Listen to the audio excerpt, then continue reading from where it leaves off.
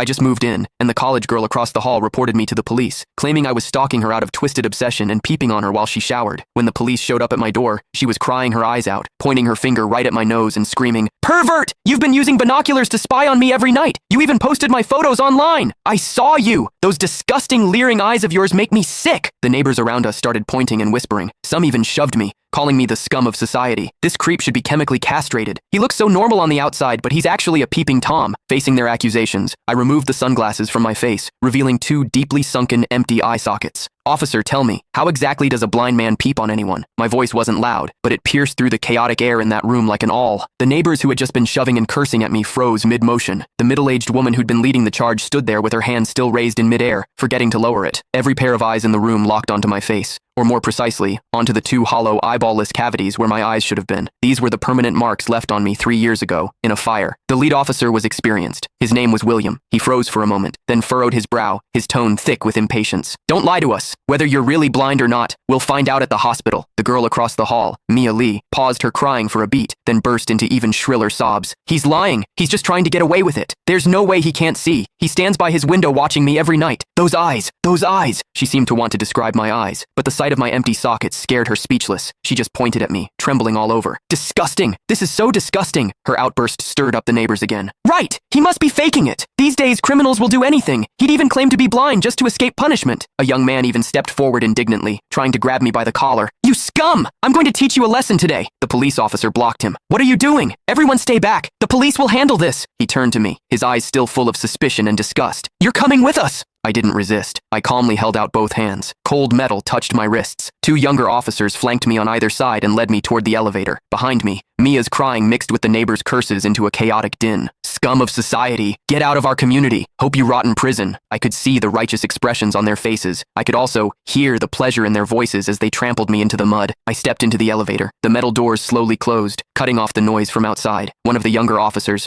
probably new to the job, couldn't help but ask me quietly, Are you really blind?" I tugged at the corner of my mouth but didn't answer. The other officer patted his shoulder, signaling him to keep quiet. But I knew that in their minds, the scales had already tipped completely in favor of that tearful young girl. After all, it was a young, pretty, pitiful college student on one side, and on the other, a suspicious man living alone, wearing sunglasses. In their eyes, it was crystal clear who was the victim and who was the perpetrator. What they didn't know was this. Sometimes, what the eyes see is the biggest lie of all. And I, a blind man, had seen something that none of them had. For instance, when Mia accused me, her heartbeat was steady, without a single ripple of genuine emotion. The interrogation room at the police station was harshly lit by fluorescent lights, and the air smelled faintly of mildew. I sat on a cold metal chair. Across from me were William and a female officer taking notes. Name, Lucas. Age, 28.